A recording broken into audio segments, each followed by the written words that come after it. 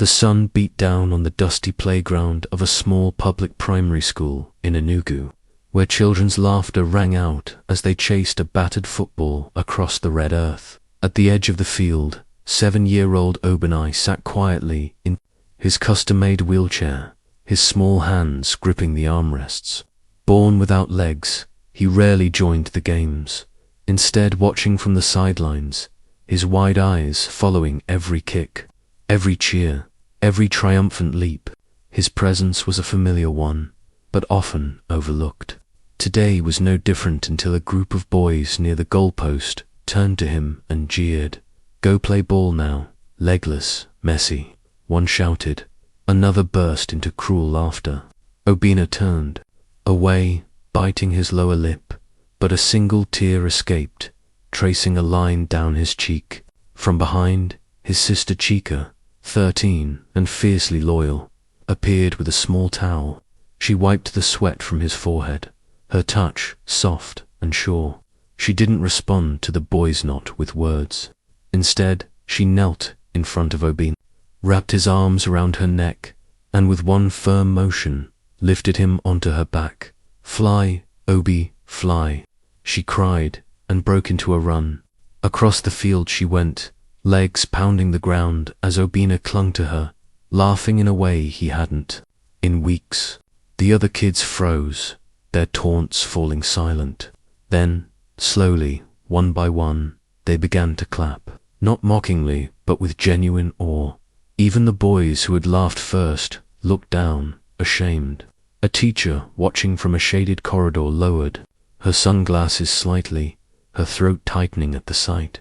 In that fleeting moment, respect replaced ridicule, and 2 siblings carved a new kind of memory into the red Enugu soil.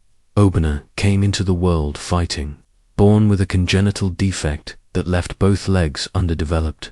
Doctors had offered options far beyond the family's means: expensive surgeries, imported prosthetics, long-term therapy. But reality hit hard in their tiny Enugu neighborhood, where money stretched thin and hope had to be creative. When their father died in a bus accident 2 years ago, everything changed. Their mother, Josie, picked up 2 jobs: cleaner by day, cook by evening. Her back bent not just from scrubbing floors, but from carrying the weight of loss and responsibility. In the silent spaces she couldn't fill, Chika stepped in. At 13, she became part sister, part parent. Each morning, she bathed Obina, dressed him, made him laugh with funny faces, and walked him to school beside his wheelchair, weaving through potholes and teasing neighbors. Their home was barely a room, its sink roof leaking every time it rained. The single mattress shared between the 3 of them, but what it lacked in space or polish, it made up for in warmth. Laughter echoed between its cracked walls. Paper planes made from old notebooks hung by thread from the ceiling, and hand-me-down books lined the windowsill like prized treasure. Chika's world was complex. She was the brightest student in her class, quick with numbers, sharper still with logic, but the other students rarely saw past her threadbare uniform and the constant smell of fried stew clinging to her. "Soup pot," they'd call her. She pretended not to care, scribbling mechanical sketches into the margins of her exercise books instead of responding. One day, she told a teacher her dream: to become a mechanical engineer, to build mobility tools for kids like Obina. "No one should wait on a miracle," she had said. "Sometimes you have to build it yourself." Obina, for his part, carried a wisdom beyond his 7 years. Despite the stares and the teasing, he radiated something older, some mix of wonder and resilience. He was obsessed with superheroes, paper wings, and the idea of flying. "Maybe I don't walk because I was meant to fly," he often whispered, arms stretched out like wings as Chika wheeled him through dusty roads. To him, every bird overhead was a message, every cloud a possibility, and to Chika, every time he smiled was proof that the world, however broken, was still worth fixing. The announcement came like a spark. During morning assembly, the school principal read it out. a national science and innovation competition titled Invent for Change, the prize, a full scholarship, 5 million naira in funding, and a trip to the United States for a global innovation camp. As the words echoed through the dusty courtyard, Chika's heart pounded like a drum. The moment assembly ended, she raced to the notice board to copy the details, her hands trembling. The deadline was just 6 weeks away. That afternoon she didn't walk home, she ran. Her mind was already sketching. In the corner of their small room, with Obina humming softly and Mama Ngozi cooking beans on the kerosene stove, Chika began drawing furious lines on the back of old homework sheets. Her idea was clear: a low-cost, Terran-adaptable mobility device for disabled children in rural areas. Something that could handle rocky village paths, climb small steps, and be repaired easily. She envisioned it made from old bicycle frames, rubber scraps, wood materials anyone could find. Something her brother, and thousands like him, could use with pride and ease. But almost immediately, the wall of reality loomed. The entry required a video demonstration, a working prototype, basic circuitry. She had none of it. No phone, no computer, no tools, just a pencil, paper, and a mind that refused to sit quietly. She approached Mr. Aid, her science teacher. He glanced at her sketch and scoffed. "You enter a national contest. Chika, be serious. You're a girl from the village. Try again in your next life." His words stung, but they didn't stick. She walked out of his office without a word, her jaw set. That evening, she went to the village mechanic, watched how he welded frames. She visited the dump behind the school, collecting part-sold wires, a cracked bicycle rim, leftover plywood. At night, she sat beside Obina, explaining her design in whispers. He watched her with wide, hopeful eyes. "Will it fly?" he asked once. Chika smiled. "Not yet, but it'll move, and that's a kind of flying too." Even with everything stacked against her, one thing was certain: Chika was not going to quit. Chika poured her heart into the backyard project, hammering and fastening scraps with determination that belied her age. Every afternoon, as soon as school ended, she dropped her bag, tied her hair up, and got to work. She scavenged through refuse piles for broken spokes, stray wires, cracked plastic buckets, and even took a small piece of her mother's cooking pot, hoping Ngozi wouldn't notice right away. The rusting remains of an old bicycle became her chassis. She didn't have blueprints, just instinct and imagination. Obina, always nearby, became both her inspiration and her test subject. With his body strapped into the early versions of the device, he would zoom or wobble through their compound, his squeals of laughter like music that kept her going. Every improvement brought a little more hope, but the universe, as always, had more hurdles. One afternoon, while they worked under the mango tree, the sky cracked open. Rain lashed down without mercy. Chika screamed as she tried to cover the cart with an old sack, but it was too late. The wood swelled, the wires rusted, and the gluing began to peel. In the aftermath, as the storm finally died, Chika knelt by the ruined device, mud soaking her uniform, fists clenched in frustration. "I can't do this anymore," she whispered through tears. "Why should I even try?" Obina, now shivering, under the veranda, wheeled himself toward her. With trembling arms, he reached out and placed his small hand over hers. "But I believe you can," he said, simply and firmly. That belief was the spark she needed. That night, under the flickering glow of a single kerosene lamp, Chika began to salvage what she could. With glue, twine, and stubbornness, she rebuilt. She added better wheels, added padding for the seat, rebalanced the frame with bits of rebar. But one final obstacle loomed: the video. The entry required a short video demonstration. They had nothing to record with. Then, like grace, help arrived. A quiet neighbor named Sola, a university student home on break, had overheard their conversations through his window. One evening, he approached shyly. "I have a phone," he said. "I can help you film it, if that's okay." Chika looked at him with disbelief. "Really? Really?" The next day, they recorded. Chika narrated, her voice clear and trembling only slightly, as Obinar rolled confidently across the rocky path and through tufts of grass. "This device," she said, "is not just for my brother. It's for every child forgotten because they couldn't walk, but dared to dream anyway." They edited the video, uploaded it at the cyber cafe, and submitted. No expectations, only hope. 2 quiet weeks passed. Then a call came. Chika's design had been selected as a national finalist. She was invited to present in Abuja. She jumped, screamed, hugged Obinar tightly. But joy was quickly tempered by reality. They had no money for transport, no way to reach the capital. A storm of silence fell over the family. One dream realized, another barrier ahead.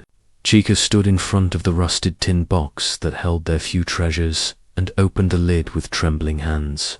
Inside lay the only thing of real value they owned, her late father's wristwatch, old, slightly cracked, but still ticking. She stared at it for a long time before slipping it onto her wrist one last time. Later that evening, she walked to the street trader down the road and sold it for just enough money to buy a one-way bus ticket to Abuja. When she returned, tears welled in her mother's eyes, but Ngozi simply nodded. There were no words needed between women who had known too much sacrifice. Obinar, overhearing the plan, insisted, "I'm coming too. I'm your invention, Chika. I must go too." She tried to protest, but he looked at her the same way he had during the rainstorm. Unshaken, full of belief, they left at dawn, packed in with dozens of others on a dusty commercial bus, sharing puff-puff and sachet water between bumps and breakdowns. By nightfall, they reached the capital-wide roads, blinking lights, and a polished air so unlike home. The competition venue was a sprawling convention hall. Chika looked around at the other finalists, polished children in pressed blazers, adjusting sleek PowerPoints on glowing MacBooks. She stepped in, dusty shoes hidden under a borrowed school uniform that didn't quite fit. Heads turned, some smirked. She held Obinar's hand tightly. When her turn came, she wheeled her invention, patched, humble, but fully functional, onto the stage. Her name was called. She stepped forward, palms sweaty, throat tight. Under the harsh lights and weight of 100 judging eyes, her voice caught. She opened her mouth. Nothing came. The hall stirred. A murmur rippled through the crowd. Then, quietly, Obinar wheeled himself from backstage to her side. He reached up, tugged at the mic stand. "She didn't just build something to move me," he said, steady and clear. "She gave me wings. That's what a real engineer does." The room hushed.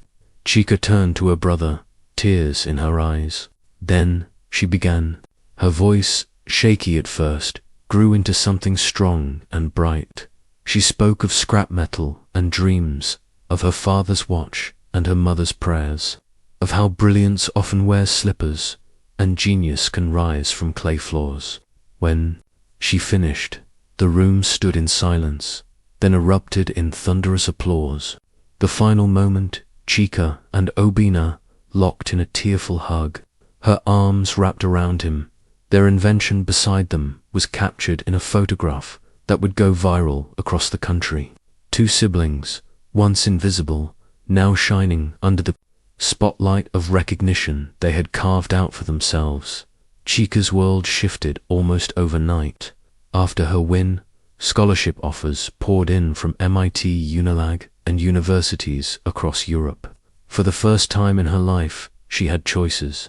Her story headlined newspapers, and morning shows replayed the video of her and Obinar on loop. NGOs reached out, eager to partner with her and mass-produce her invention. now renamed Obi Wheels in honor of the boy who inspired it. She signed with a non-profit committed to accessible technology and began work on improving the design with better materials, all while preparing for university. But Chika didn't stop there.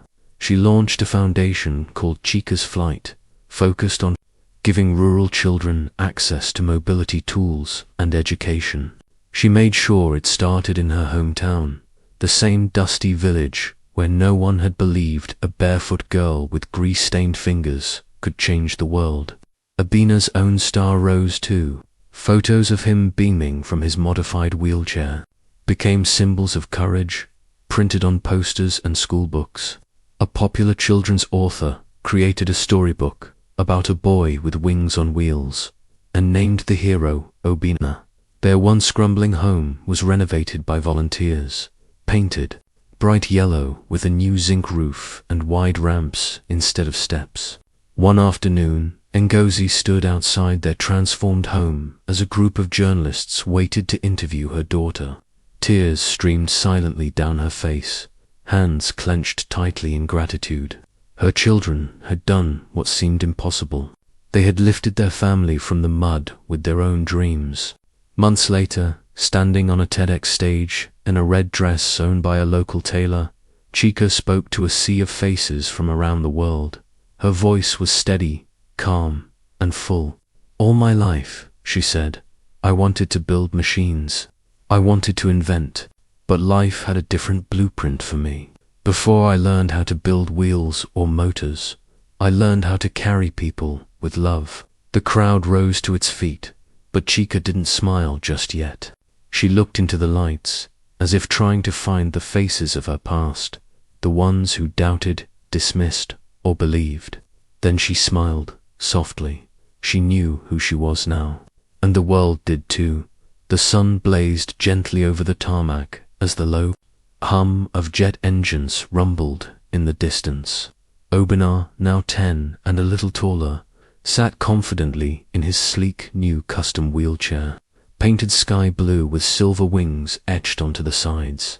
His eyes sparkled as he watched a plane soar into the clouds, its shadow briefly casting over the runway. Chika knelt beside him, adjusting the straps gently, her face calm but glowing with anticipation.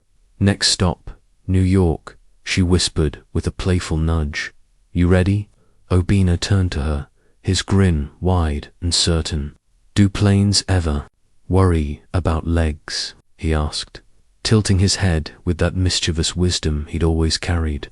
Chika laughed, that deep, warm laugh that had weathered storms and found its joy again. She pulled him into a hug, pressing her forehead to his. For a long moment, they stayed there, just breathing in the miracle of the moment.